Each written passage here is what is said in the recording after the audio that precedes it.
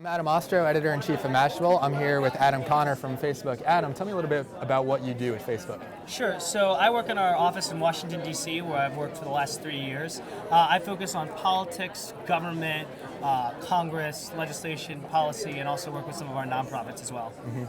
And we're here, obviously, at the Social Good Summit for Mashable and UN Week here in New York.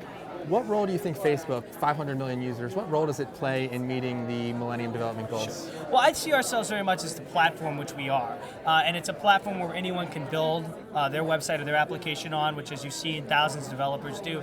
But it's also a platform for individuals, groups, and governments to take action. And I think one of the things that's really important is the MGDs are so focused on how governments and nonprofits can really be taking action to solve them, and very little on individuals can be empowered to do it. And I think that there's a huge opportunity to tap this social web to empower these individuals to take action and help become part of the solution. Mm-hmm. And what are some of the most imaginative use cases you've seen so far, whether it's users or developers? Sure. Well, I think one of the things that's really exciting is social gaming. So obviously, millions of people are playing games like Farmville and other things. And I know that a few years back, Nothing But Nets did a great Flash game that wasn't on Facebook, but it allowed you to deliver nets virtually online, and then a real one was delivered in the real world. And I just imagine the possibilities of something like that on a social gaming platform like Facebook, where your actions online could have a real world result that helps for the better. And I think that that's something that's really exciting to think about, because you can bring people back to a game, but imagine how much more powerful it would be if they were coming back and impacting real actions. Right.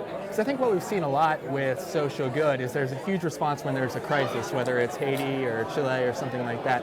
But what are people doing on Facebook on an ongoing basis? What can they do a better job of on a day-to-day level? I think one of the things I go back to is on Facebook is you'll take action when your friends care, even if it's not tied to an earthquake or a tsunami or whatever it may be. So I think a great example is Facebook causes a birthday wish, where on my friend's birthday they asked for a donation to a charity. And I think what we need to do a better job of doing is encouraging people to say, when I care about an issue, and I think there are a lot of people who care about something when it starts to fade in the spotlight. How do we harness that energy? Because it may not be something that's on your radar, but when a friend really speaks passionately about it, it jumps on there, and you say, okay, if it's important enough for him, maybe it's important enough for me to take a look at it or to take action because he's my friend. Right.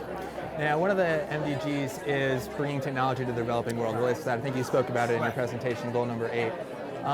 What type of stuff is Facebook doing there in terms of empowering the developing world? Is it mobile? What's kind of the solution there? Well, we've done things like have developer garages around the world, including Africa and other places. But I think one of the great things is that Facebook.com does not just exist at Facebook.com. So people are familiar with our smartphone tools, Android, iPhone, and things like that. But it is I think increasingly mobile. So we have the mobile site, the touch site, but internationally we have a site called zero.facebook.com, which allows you to do text-free browsing of Facebook without the photo charges there, and that's really something that's helping get people who have access maybe in slower areas. Text messages and other things are really the wave of the future. And I think that one of the things is this is such a great and very powerful connector to people, so that even if you have Facebook on a cell phone and I don't, when you get a message, you're still going to be able to tell it to me. The information just doesn't die with the last person to have a cell phone. Right. And what kind of uptake are you seeing with that, with like the Facebook Zero? How are you seeing it being used so far? I don't remember the stat off the top of my head. I think it's more than 100 million users are using mobile across the world. Wow. But I do know that our users that use mobile are twice as engaged as our users that don't use mobile. Mm-hmm. So it's really something that's very, very interesting. And what are some of the regions it's strongest in?